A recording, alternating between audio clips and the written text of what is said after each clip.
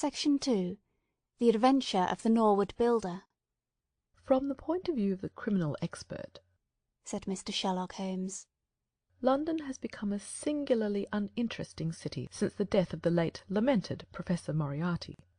I can hardly think that you would find many decent citizens to agree with you, I answered. Well, well, I must not be selfish, said he with a smile, as he pushed back his chair from the breakfast table. The community is certainly the gainer, and no one the loser, save the poor out-of-work specialist whose occupation has gone. With that man in the field, one's morning paper presented infinite possibilities. Often it was only the smallest trace, Watson, the faintest indication, and yet it was enough to tell me that the great malignant brain was there, as the gentlest tremors at the edge of the web remind one of the foul spider which lurks at the centre. Petty thefts, wanton assaults, purposeless outrage, to the man who held the clue all could be worked into one connected whole. The scientific student of the higher criminal world, no capital in Europe offered the advantages which London then possessed, but now— He shrugged his shoulders in humorous deprecation of the state of things which he had himself done so much to produce. At the time of which I speak, Holmes had been back for some months, and I, at his request, had sold my practice, and returned to share the old quarters in Baker Street. A young doctor, named Werner, had purchased my small Kensington practice, and given with astonishingly little demur the highest price that I ventured to ask, an incident which only explained itself some years later, when I found that Werner was a distant relation of Holmes, and that it was my friend who had really found the money. Months of partnership had not been so uneventful as he had stated, for I find, on looking over my notes, that this period includes the case of the papers of ex-President Murillo, and also the shocking affair of the Dutch steamship Friesland, which so nearly cost us both our lives.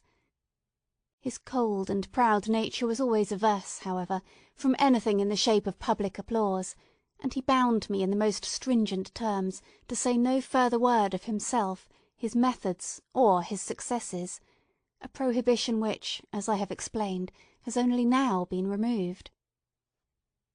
Mr. Sherlock Holmes was leaning back in his chair after his whimsical protest, and was unfolding his morning paper in a leisurely fashion, when our attention was arrested by a tremendous ring at the bell, followed immediately by a hollow drumming sound, as if someone were beating on the outer door with his fist. As it opened, there came a tumultuous rush into the hall, rapid feet clattered up the stair, and an instant later a wild-eyed and frantic young man, pale, dishevelled, and palpitating, burst into the room. He looked from one to the other of us, and under our gaze of inquiry he became conscious that some apology was needed for this unceremonious entry. "I'm sorry, Mr. Holmes," he cried. "You mustn't blame me. I am nearly mad. Mr. Holmes, I am the unhappy John Hector Macfarlane." He made the announcement as if the name alone would explain both his visit and its manner, but I could see, by my companion's unresponsive face, that it meant no more to him than to me. "Have a cigarette, Mr. Macfarlane," said he, pushing his case across. "I am sure that, with your symptoms, my friend Dr. Watson here would prescribe a sedative. The weather has been so very warm these last few days. Now, if you feel a little more composed, I should be glad if you would sit down in that chair, and tell us very slowly and quietly who you are and what it is that you want. You mentioned your name as if I should recognize it, but I assure you that beyond the obvious facts that you are a bachelor, a solicitor, a Freemason, and an asthmatic, I know nothing whatever about you." Familiar as I was with my friend's methods, it was not difficult for me to follow his deductions, and to observe the untidiness of attire, the sheaf of legal papers, the watch-charm, and the breathing, which had prompted them. Our client, however, stared in amazement. "Yes, I am all that, Mr. Holmes. And in addition I am the most unfortunate man at this moment in London. For heaven's sake, don't abandon me, Mr. Holmes. If they come to arrest me before I have finished my story, make them give me time, so that I may tell you the whole truth. I could go to jail happy if I knew that you were working for me outside." "Arrest you?" said Holmes. "This really is most interesting. On what charge do you expect to be arrested?" "Upon the charge of murdering Mr. Jonas Oldacre of Lower Norwood." My companion's expressive face showed a sympathy which was not, I am afraid, entirely unmixed with satisfaction. "Dear me," said he. It was only this moment at breakfast that I was saying to my friend Dr. Watson that sensational cases had disappeared out of our papers. Our visitor stretched forward a quivering hand and picked up the Daily Telegraph which still lay upon Holmes's knee. If you had looked at it, sir, you would have seen at a glance what the errand is on which I have come to you this morning. I feel as if my name and my misfortune must be in every man's mouth. He turned it over to expose the central page. Here it is, and with your permission I will read it to you. Listen to this, Mr. Holmes. The headlines are, Mysterious Affair at Lower Norwood, Disappearance of a Well-Known Builder, Suspicion of Murder and Arson, Clue to the Criminal. That is the clue which they are already following, Mr. Holmes, and I know that it leads infallibly to me. I have been followed from London Bridge Station, and I am sure that they are only waiting for the warrant to arrest me. It will break my mother's heart. It will break her heart. He wrung his hands in an agony of apprehension, and swayed backward and forward in his chair. I looked with interest upon this man, who was accused of being the perpetrator of a crime of violence. He was flaxen-haired and handsome, in a washed-out, negative fashion, with frightened blue eyes and a clean-shaven face, with a weak, sensitive mouth. His age may have been about 27, his dress and bearing that of a gentleman. From the pocket of his light summer overcoat protruded the bundle of endorsed papers which proclaimed his profession. "We must use what time we have," said Holmes. "Watson, would you have the kindness to take the paper and read the paragraph in question?" Underneath the vigorous headlines which our client had quoted, I read the following suggestive narrative. Late last night, or early this morning, an incident occurred at Lower Norwood, which points, it is feared, to a serious crime. Mr. Jonas Oldacre is a well-known resident of that suburb, where he has carried on his business as a builder for many years. Mr. Oldacre is a bachelor, 52 years of age, and lives in Deepdene House, at the Sydenham end of the road of that name. He has had the reputation of being a man of eccentric habits, secretive and retiring. For some years he has practically withdrawn from the business, in which he is said to have massed considerable wealth. A small timber yard still exists, however, at the back of the house, and last night, about 12 o'clock, an alarm was given that one of the stacks was on fire. The engines were soon upon the spot, but the dry wood burned with great fury, and it was impossible to arrest the conflagration until the stack had been entirely consumed. Up to this point the incident bore the appearance of an ordinary accident, but fresh indications seemed to point to serious crime. Surprise was expressed at the absence of the master of the establishment from the scene of the fire, and an inquiry followed, which showed that he had disappeared from the house. An examination of his room revealed that the bed had not been slept in, that a safe which stood in it was open, that a number of important papers were scattered about the room, and finally that there were signs of a murderous struggle, slight traces of blood being found within the room, and an oaken walking-stick, which also showed stains of blood upon the handle. It is known that Mr. Jonas Oldacre had received a late visitor in his bedroom upon that night, and the stick found has been identified as the property of this person, who is a young London solicitor named John Hector Macfarlane, junior partner of Graham and Macfarlane, of 426 Gresham Buildings, E.C. The police believe that they have evidence in their possession which supplies a very convincing motive for the crime, and altogether it cannot be doubted that sensational developments will follow. Later. It is rumoured, as we go to press, that Mr. John Hector Macfarlane has actually been arrested on the charge of the murder of Mr. Jonas Oldacre. It is at least certain that a warrant has been issued. There have been further and sinister developments in the investigation at Norwood. Besides the signs of a struggle in the room of the unfortunate builder, it is now known that the French windows of his bedroom, which is on the ground floor, were found to be open, that there were marks as if some bulky object had been dragged across to the wood-pile, and, finally, it is asserted that charred remains have been found among the charcoal ashes of the fire. The police theory is that a most sensational crime has been committed, that the victim was clubbed to death in his own bedroom, his papers rifled, and his dead body dragged across to the wood-stack, which was then ignited so as to hide all traces of the crime. The conduct of the criminal investigation has been left in the experienced hands of Inspector Lestrade, of Scotland Yard, who is following up the clues with his accustomed energy and sagacity." Sherlock Holmes listened with closed eyes and fingertips together to this remarkable account. "The case certainly has some points of interest," said he, in his languid fashion. "May I ask, in the first place, Mr. Macfarlane, how it is that you are still at liberty, since there appears to be enough evidence to justify your arrest?" "I live at Torrington Lodge, Blackheath, with my parents, Mr. Holmes, but last night, having to do business very late with Mr. Jonas Oldacre, I stayed at an hotel in Norwood, and came to my business from there. I knew nothing of this affair until I was in the train, when I read what you have just heard. I at once saw the horrible danger of my position, and I hurried to put the case into your hands. I have no doubt that I should have been arrested either at my city office or at my home. A man followed me from London Bridge Station, and I have no doubt— Great heaven, what is that?" It was a clang of the bell, followed instantly by heavy steps upon the stair.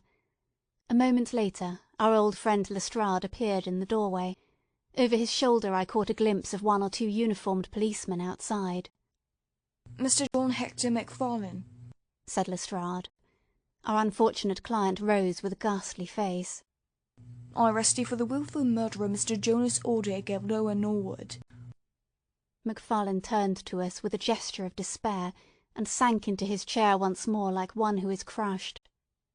"One moment, Lestrade," said Holmes. "Half an hour more or less can make no difference to you, and the gentleman was about to give us an account of this very interesting affair, which might aid us in clearing it up." "I think there will be no difficulty in clearing it up," said Lestrade grimly. "None the less, with your permission, I should be much interested to hear his account." "Well, Mr. Holmes, it is difficult for me to refuse you anything, for you've been of use to the force once or twice in the past, and we owe you a good turn at Scotland Yard," said Lestrade. "At the same time, I must remain with my prisoner, and I am bound to warn him that anything he may say will appear in evidence against him." "I wish nothing better," said our client. "All I ask is that you should hear and recognize the absolute truth." Lestrade looked at his watch. "I'll give you half an hour." "I must explain first," said Macfarlane, "that I knew nothing of Mr. Jonas Oldacre. His name was familiar to me, for many years ago my parents were acquainted with him, but they drifted apart. I was very much surprised, therefore, when yesterday, about 3 o'clock in the afternoon, he walked into my office in the city. But I was still more astonished when he told me the object of his visit. He had in his hand several sheets of a notebook covered with scribbled writing. Here they are, and he laid them on my table. 'Here is my will,' said he. 'I want you, Mr. Macfarlane, to cast it into proper legal shape. I will sit here while you do so.' I set myself to copy it, and you can imagine my astonishment when I found that, with some reservations, he had left all his property to me. He was a strange, little, ferret-like man, with white eyelashes, and when I looked up at him I found his keen grey eyes fixed upon me with an amused expression. I could hardly believe my own senses as I read the terms of the will, but he explained that he was a bachelor with hardly any living relation, that he had known my parents in his youth, and that he had always heard of me as a very deserving young man, and was assured that his money would be in worthy hands. Of course I could only stammer out my thanks. The will was duly finished, signed, and witnessed by my clerk. This is it on the blue paper, and these slips, as I have explained, are the rough draft. Mr. Jonas Oldacre then informed me that there were a number of documents, building leases, title deeds, mortgages, scrip, and so forth, which it was necessary that I should see and understand. He said that his mind would not be easy until the whole thing was settled, and he begged me to come out to his house at Norwood that night, bringing the will with me to arrange matters. Remember, my boy, not one word to your parents about the affair until everything is settled. We will keep it as a little surprise for them. He was very insistent upon this point, and made me promise it faithfully. You can imagine, Mr. Holmes, that I was not in a humour to refuse him anything that he might ask. He was my benefactor, and all my desire was to carry out his wishes in every particular. I sent a telegram home, therefore, to say that I had important business on hand, and that it was impossible for me to say how late I might be. Mr. Oldacre had told me that he would like me to have supper with him at 9, as he might not be home before that hour. I had some difficulty in finding his house, however, and it was nearly half-past before I reached it. I found him— "One moment," said Holmes. "Who opened the door?" "A middle-aged woman, who was, I suppose, his housekeeper." And it was she, I presume, who mentioned your name? Exactly, said Macfarlane. Pray proceed. Macfarlane wiped his damp brow, and then continued his narrative. I was shown by this woman into a sitting room where a frugal supper was laid out. Afterwards Mr. Jonas Oldacre led me into his bedroom, in which there stood a heavy safe. This he opened and took out a mass of documents, which we went over together. It was between 11 and 12 when we finished. He remarked that we must not disturb the housekeeper. He showed me out through his own French window, which had been open all this time. Was the blind down? Asked Holmes. I will not be sure, but I believe that it was only half down. Yes, I remember how he pulled it up in order to swing open the window. I could not find my stick, and he said, "Never mind, my boy, I shall see a good deal of you now, I hope, and I will keep your stick until you come back to claim it." I left him there, the safe open, and the papers made up in packets upon the table. It was so late that I could not get back to Blackheath, so I spent the night at the Annerley Arms, and I knew nothing more until I read of this horrible affair in the morning. Anything more that you would like to ask, Mr. Holmes? Said Lestrade, whose eyebrows had gone up once or twice during this remarkable explanation. Not until I have been to Blackheath. You mean to Norwood? Said Lestrade. Oh yes, no doubt that is what I must have meant, said Holmes with his enigmatical smile. Lestrade had learned by more experiences than he would care to acknowledge that that razor-like brain could cut through that which was impenetrable to him. I saw him look curiously at my companion. I think I should like to have a word with you presently, Mr. Sherlock Holmes, said he. Now, Mr. Macfarlane, 2 of my constables are at the door, and there is a four-wheeler waiting. The wretched young man arose, and with a last beseeching glance at us, walked from the room. The officers conducted him to the cab, but Lestrade remained. Holmes had picked up the pages which formed the rough draft of the will, and was looking at them with the keenest interest upon his face. There are some points about that document, Lestrade, are there not? Said he, pushing them over. The official looked at them with a puzzled expression. I can read the first few lines, and these in the middle of the second page, and 1 or 2 at the end. Those are as clear as print, said he. But the writing between is very bad, and there are 3 places where I cannot read it at all. What do you make of that? Said Holmes. Well, what do you make of it? That it was written in a train. The good writing represents stations, the bad writing movement, and the very bad writing passing over points. A scientific expert would pronounce at once that this was drawn up on a suburban line, since nowhere save in the middle vicinity of a great city could there be so quick a succession of points. Granting that his whole journey was occupied in drawing up the will, then the train was an express, only stopping once between Norwood and London Bridge. Lestrade began to laugh. You are too many for me when you begin to get on your theories, Mr. Holmes, said he. How does this bear on the case? Well, it corroborates the young man's story to the extent that the will was drawn up by Jonas Oldacre at his journey yesterday. It is curious, is it not, that a man should draw up so important a document in so haphazard a fashion? It suggests that he did not think it was going to be of much practical importance. If a man drew up a will which he did not intend ever to be effective, he might do it so. Well, he drew up his own death warrant at the same time, said Lestrade. Oh, you think so? Don't you? Well, it is quite possible, but the case is not clear to me yet. Not clear? Well, that isn't clear. What could be clear? Here is a young man who learns suddenly that if a certain older man dies, he will succeed to fortune. What does he do? He says nothing to anyone, but he arranges that he shall go out on some pretext to see his client that night. He waits until the only other person in the house is in bed, and then in the solitude of a man's room he murders him, burns his body in the woodpile, and departs to a neighbouring hotel. The bloodstains in the room and also on the stick are very slight. It is probable that he imagined his crime to be a bloodless one, and hoped that if the body were consumed it would hide all traces in the method of his death, traces which, for some reason, must have pointed to him. Isn't all this obvious?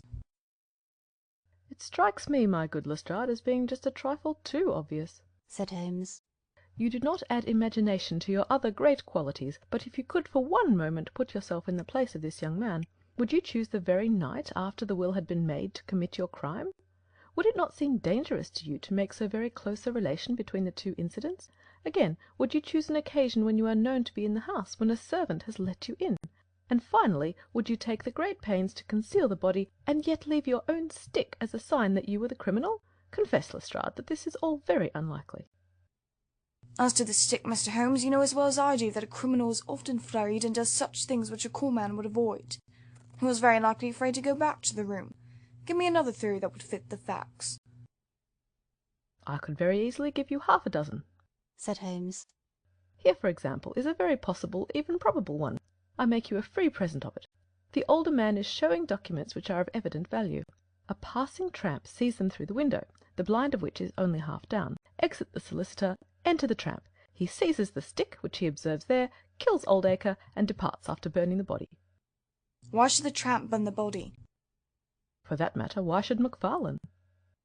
"To hide some evidence." Possibly the tramp wanted to hide that any murder at all had been committed. "And why did the tramp take nothing?" "Because they were papers that he could not negotiate."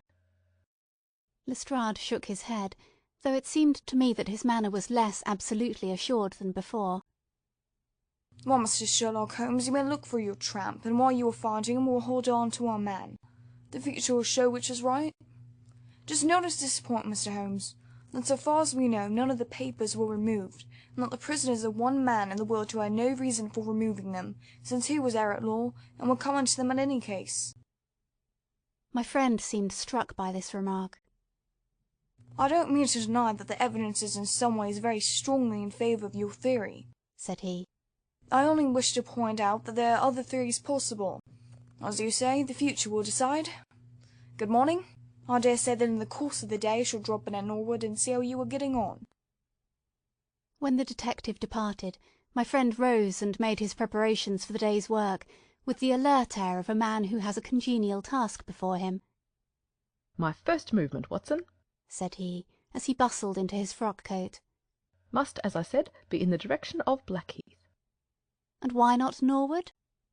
"Because we have in this case one singular incident coming close to the heels of another singular incident. The police are making the mistake of concentrating their attention upon the second, because it happens to be the one which is actually criminal. But it is evident to me that the logical way to approach the case is to begin by trying to throw some light upon the first incident, the curious will, so suddenly made, and to so unexpected an heir. It may do something to simplify what followed. No, my dear fellow, I don't think you can help me. There is no prospect of danger, or I should not dream of stirring out without you. I trust that when I see you in the evening I will be able to report that I have been able to do something for this unfortunate youngster who has thrown himself upon my protection." It was late when my friend returned, and I could see, by a glance at his haggard and anxious face, that the high hopes with which he had started had not been fulfilled. For an hour he droned away upon his violin, endeavouring to soothe his own ruffled spirits. At last he flung down the instrument, and plunged into a detailed account of his misadventures. "It's all going wrong, Watson, all as wrong as it can go. I kept a bold face before Lestrade, but upon my soul I believe that for once the fellow is on the right track and we are on the wrong. All my instincts are one way and all the facts are the other, and I much fear that British juries have not yet attained that pitch of intelligence when they will give the preference to my theories over Mr. Lestrade's facts." "Did you go to Blackheath?" "Yes, Watson, I went there, and I found very quickly that the late lamented Oldacre was a pretty considerable blackguard. The father was away in search of his son, the mother was at home, a little fluffy blue-eyed person in a tremor of fear and indignation. Of course she would not admit even the possibility of his guilt, but she would not express either surprise or regret over the fate of Oldacre. On the contrary, she spoke of him with such bitterness that she was unconsciously considerably strengthening the case of the police, for, of course, if her son had heard her speak of the man in this fashion, it would predispose him towards hatred and violence. He was more like a malignant and cunning ape than a human being, said she, and he always was, ever since a young man. You knew him at that time? Said I. Yes, I knew him well. In fact, he was an old suitor of mine. Thank heaven that I had the sense to turn away from him and to marry a better, if poorer man. I was engaged to him, Mr. Holmes, when I heard the shocking story of how he had turned a cat loose in an aviary, and I was so horrified at his brutal cruelty that I would have nothing more to do with him. She rummaged in a bureau, and she presently produced a photograph of a woman shamefully defaced and mutilated with a knife. That is my own photograph, she said. He sent it to me in that state, with his curse upon my wedding morning. Well, said I, at least he has forgiven you now, since he has left all his property to your son. Neither my son nor I want anything from Jonas Oldacre, dead or alive, she cried, with a proper spirit. There is a God in heaven, Mr. Holmes, and that same God who has punished that wicked man will show in his own good time that my son's hands are guiltless of his blood." Well, I tried 1 or 2 leads, but could get nothing which would help our hypothesis, and several points which would make against it. I gave it up at last, and off I went to Norwood.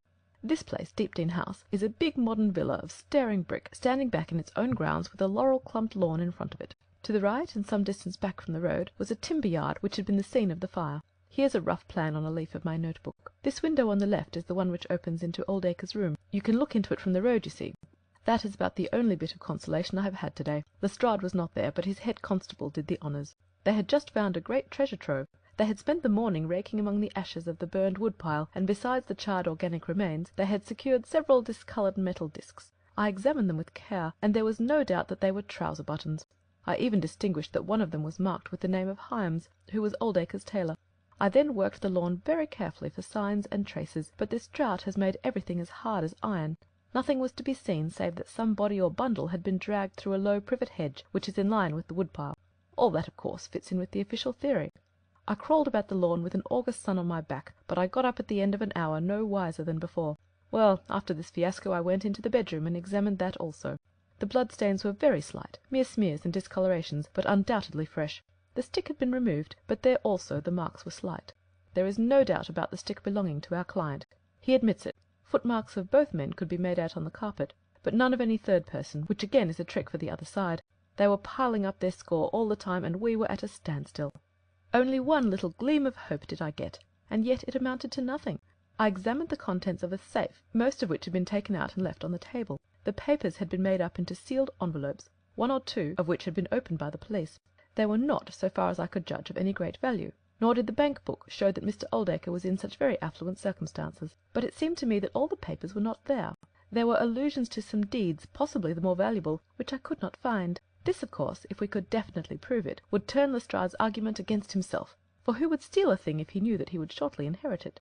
Finally, having drawn every other cover, and picked up no scent, I tried my luck with the housekeeper. Mrs. Lexington is her name, a little dark, silent person with suspicious and sidelong eyes. She could tell us something if she would, I am convinced of it. But she was as close as wax. Yes, she had let Mr. MacFarlane in at 9:30. She wished her hand had withered before she had done so. She had gone to bed at 10:30. Her room was at the other end of the house, and she could hear nothing of what passed. Mr. MacFarlane had left his hat, and to the best of her belief his stick, in the hall. She had been awakened by the alarm of fire. Her poor dear master had certainly been murdered. Had he any enemies? Well, every man had enemies, but Mr. Oldacre kept very much to himself, and only met people in the way of business. She had seen the buttons, and was very sure they belonged to the clothes which he had worn last night. The wood-pile was very dry, for it had not rained for a month. It burned like tinder, and by the time she reached the spot nothing could be seen but flames. She and all the firemen smelled the burned flesh from inside it. She knew nothing of the papers, nor of Mr. Oldacre's private affairs. So, my dear Watson, there's my report of failure. And yet... He clenched his thin hands in a paroxysm of conviction. I know it's all wrong. I feel it in my bones. There is something that has not come out, and that housekeeper knows it. There was a sort of sulky defiance in her eyes which only goes with guilty knowledge. However, there's no good talking any more about it, Watson. But unless some lucky chance comes our way, I fear that the Norwood disappearance case will not figure in that chronicle of our successes which I foresee that a patient public will sooner or later have to endure. "Surely," said I, "the man's appearance would go far with any jury." That is a dangerous argument, my dear Watson. You remember that terrible murderer, Bert Stevens, who wanted us to get him off in '87? Was there ever a more mild-mannered Sunday-school young man? "It is true." Unless we succeed in establishing an alternative theory, this man is lost. You can hardly find a flaw in the case which can now be presented against him, and all further investigation has served to strengthen it. By the way, there is one curious little point about those papers which may serve us as a starting point for an inquiry. On looking over the bank book, I found that the low state of the balance was principally due to large cheques which have been made out during the last year to Mr. Cornelius. I confess that I should be interested to know who this Mr. Cornelius may be with whom a retired builder has had such very large transactions. Is it possible that he has had a hand in the affair? Cornelius might be a broker, but we have found no scrip to correspond with these large payments. Failing any other indication, my researches must now take the direction of an inquiry at the bank for the gentleman who has cashed these cheques. But I fear, my dear fellow, that our case will end ingloriously by Lestrade hanging our client. which will certainly be a triumph for Scotland Yard. I do not know how far Sherlock Holmes took any sleep that night, but when I came down to breakfast I found him pale and harassed, his bright eyes the brighter for the dark shadows round them. The carpet round his chair was littered with cigarette ends, and with the early editions of the morning papers. An open telegram lay upon the table. "What do you think of this, Watson?" he asked, tossing it across. It was from Norwood, and ran as follows. Important fresh evidence to hand. Macfarlane's guilt definitely established. Advise you to abandon case. Lestrade. This sounds serious, said I. "It is Lestrade's little cockadoodle of victory," Holmes answered, with a bitter smile. "And yet it may be premature to abandon the case. After all, important fresh evidence is a two-edged thing, and may possibly cut in a very different direction to that which Lestrade imagines. Take your breakfast, Watson, and we will go out together and see what we can do. I feel as if I shall need your company and your moral support today." My friend had no breakfast himself, for it was one of his peculiarities that in his more intense moments he would permit himself no food, and I have known him presume upon his iron strength until he has fainted from pure inanition. "At present I cannot spare energy and nerve force for digestion," he would say in answer to my medical remonstrances. I was not surprised, therefore, when this morning he left his untouched meal behind him and started with me for Norwood. A crowd of morbid sightseers were still gathered round Deepdene House, which was just such a suburban villa as I had pictured. Within the gates Lestrade met us, his face flushed with victory, his manner grossly triumphant. "Well, Mr. Holmes, have you proved us to be wrong yet? Have you found your tramp?" he cried. "I have formed no conclusion whatever," my companion answered. "But we formed ours yesterday, and now it proves to be correct, so you must acknowledge that we have been a little in front of you this time, Mr. Holmes." "You certainly have the air of something unusual having occurred," said Holmes. Lestrade laughed loudly. "You don't like being beaten any more than the rest of us do," said he. "A man can't expect always to have his own way, can he, Dr. Watson? Step this way, if you please, gentlemen, and I think I can convince you once for all that it was John Macfarlane who did this crime." He led us through the passage and out into a dark hall beyond. "This is where young Macfarlane must have come out to get his hat after the crime was done," said he. "Now look at this." With dramatic suddenness he struck a match, and by its light exposed a stain of blood upon the whitewashed wall.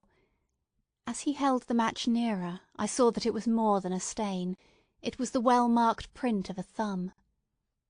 "Look at that with your magnifying glass, Mr. Holmes." "Yes, I am doing so." "You are aware that no two thumb marks are alike?" "I have heard something of the kind." "Well, then, will you please compare that print with this wax impression of young Macfarlane's right thumb taken by my orders this morning?" As he held the waxen print close to the bloodstain, it did not take a magnifying glass to see that the two were undoubtedly from the same thumb. It was evident to me that our unfortunate client was lost. "That is final," said Lestrade. "Yes, that is final," I involuntarily echoed. "It is final," said Holmes. Something in his tone caught my ear, and I turned to look at him. An extraordinary change had come over his face. It was writhing with inward merriment. His two eyes were shining like stars. It seemed to me that he was making desperate efforts to restrain a convulsive attack of laughter. Dear me, he said at last. "Well now, who would have thought it? And how deceptive appearances may be, to be sure. Such a nice young man to look at. It is a lesson to us not to trust our own judgment, is it not, Lestrade?" "Yes, some of us are a little too much inclined to be cocksure, Mr. Holmes," said Lestrade. The man's insolence was maddening, but we could not resent it.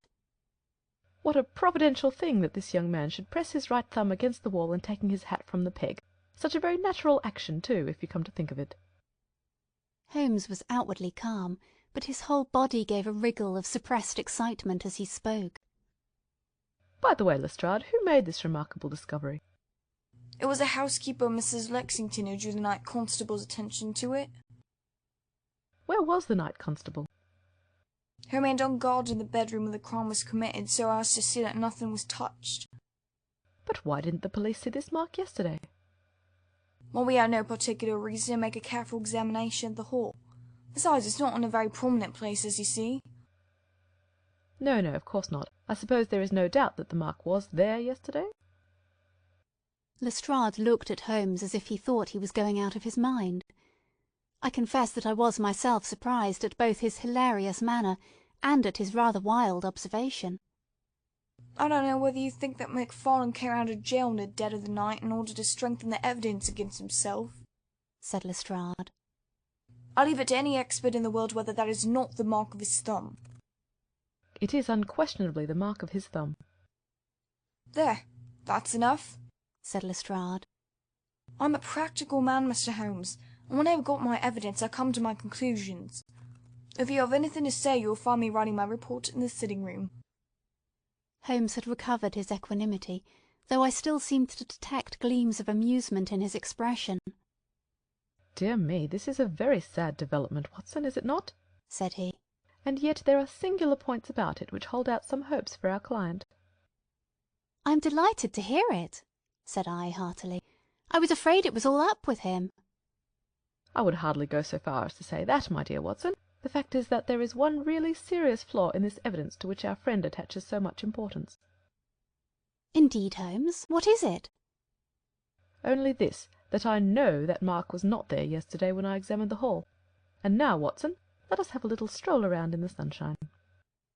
With a confused brain, but with a heart into which some warmth of hope was returning, I accompanied my friend in a walk round the garden. Holmes took each face of the house in turn, and examined it with great interest. He then led the way inside, and went over the whole building from basement to attic. Most of the rooms were unfurnished, but none the less Holmes inspected them all minutely. Finally, on the top corridor, which ran outside 3 untenanted bedrooms, he again was seized with a spasm of merriment. "There are really some very unique features about this case, Watson," said he. "I think it is time now that we took our friend Lestrade into our confidence. He has had his little smile at our expense, and perhaps we may do as much by him, if my reading of this problem proves to be correct. Yes, I think I see how we should approach it." The Scotland Yard inspector was still writing in the parlour when Holmes interrupted him. "I understood that you were writing a report of this case," said he. So I am. "Don't you think it may be a little premature? I can't help thinking that your evidence is not complete." Lestrade knew my friend too well to disregard his words. He laid down his pen and looked curiously at him. What do you mean, Mr. Holmes? "Only that there is an important witness whom you have not seen." Can you produce him? "I think I can." Then do so. "I will do my best. How many constables have you?" There are 3 within call. "Excellent," said Holmes. "May I ask if they are all large, able-bodied men with powerful voices?" I've no doubt they are, though I fail to see what their voices have to do with it. "Perhaps I can help you to see that, and 1 or 2 other things as well," said Holmes. "Kindly summon your men, and I will try." 5 minutes later 3 policemen had assembled in the hall. "In the outhouse you will find a considerable quantity of straw," said Holmes. "I will ask you to carry in 2 bundles of it. I think it will be of the greatest assistance in producing the witness whom I require. Thank you very much. I believe you have some matches in your pocket, Watson. Now, Mr. Lestrade, I will ask you all to accompany me to the top landing."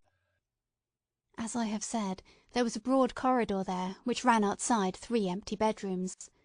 At one end of the corridor we were all marshalled by Sherlock Holmes, the constables grinning, and Lestrade staring at my friend with amazement, expectation, and derision, chasing each other across his features. Holmes stood before us with the air of a conjurer who is performing a trick. "Would you kindly send one of your constables for 2 buckets of water? Put the straw on the floor here, free from the wall on either side. Now I think we are all ready." Lestrade's face had begun to grow red and angry. I don't know whether you were playing a game with us, Mr. Sherlock Holmes, said he. If you know anything, you could surely say it without all this tomfoolery. "I assure you, my good Lestrade, that I have an excellent reason for everything that I do. You may possibly remember that you chaffed me a little some hours ago, when the sun had seemed on your side of the hedge, so you must not grudge me a little pomp and ceremony now. Might I ask you, Watson, to open that window, and then to put a match to the edge of the straw?" I did so, and driven by the draught, a coil of grey smoke swirled down the corridor, while the dry straw crackled and flamed. "Now we must see if we can find this witness for you, Lestrade. Might I ask you all to join in the cry of fire? Now then, 1, 2, 3... Fire! We all yelled. Thank you. I will trouble you once again.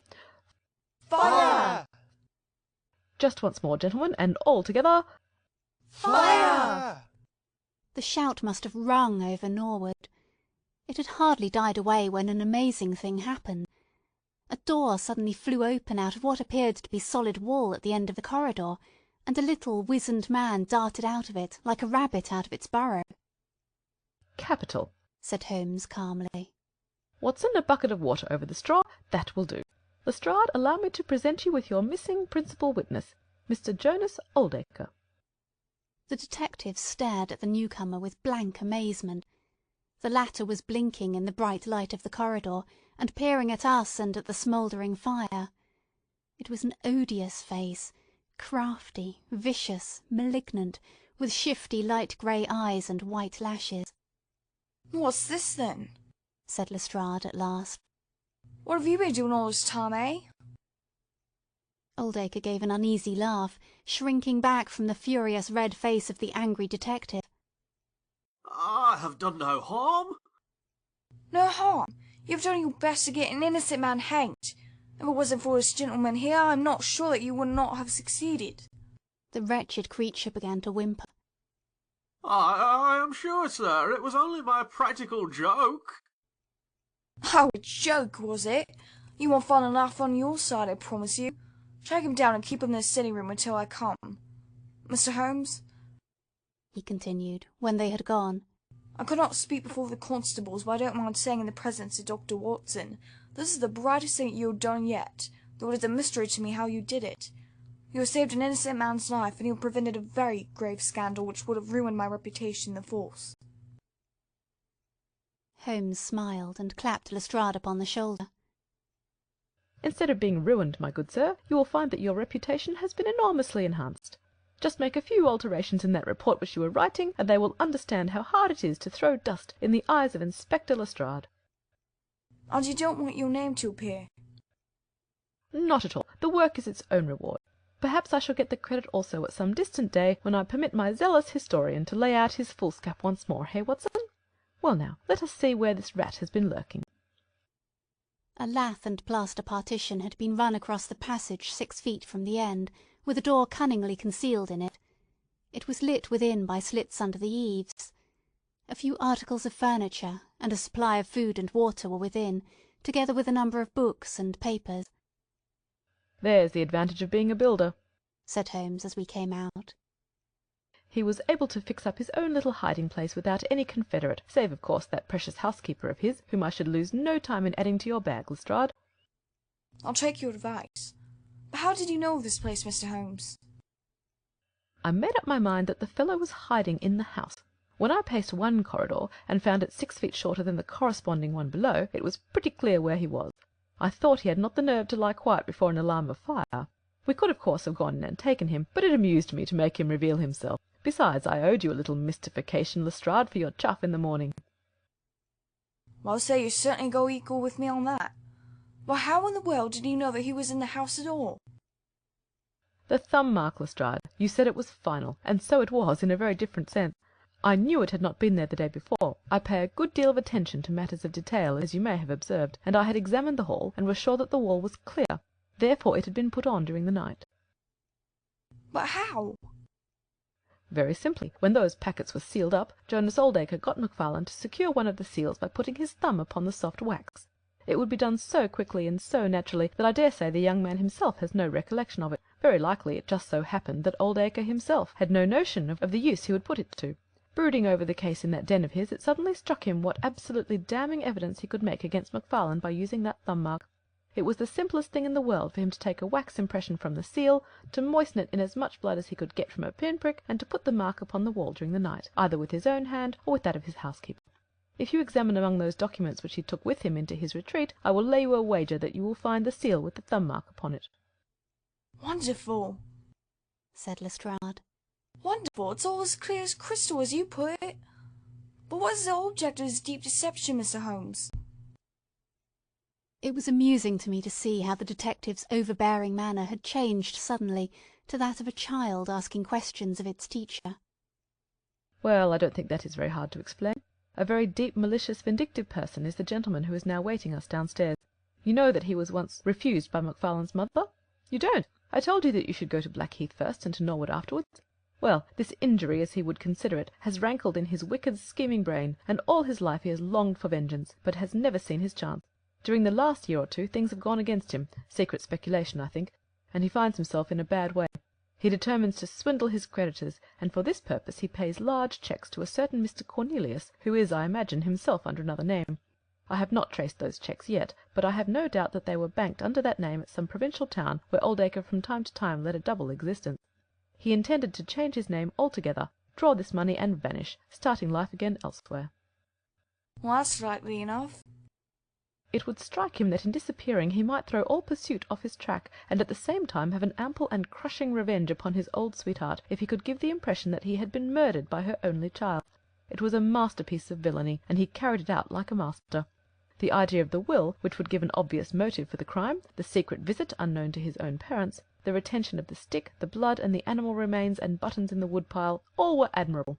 It was a net from which it seemed to me a few hours ago that there was no possible escape. But he had not that supreme gift of the artist, the knowledge of when to stop. He wished to improve that which was already perfect, to draw the rope tighter yet around the neck of his unfortunate victim, and so he ruined all. Let us descend, Lestrade. There are just one or two questions that I would ask him. The malignant creature was seated in his own parlour, with a policeman upon each side of him. It was a joke, my good sir, a practical joke, nothing more. He whined incessantly.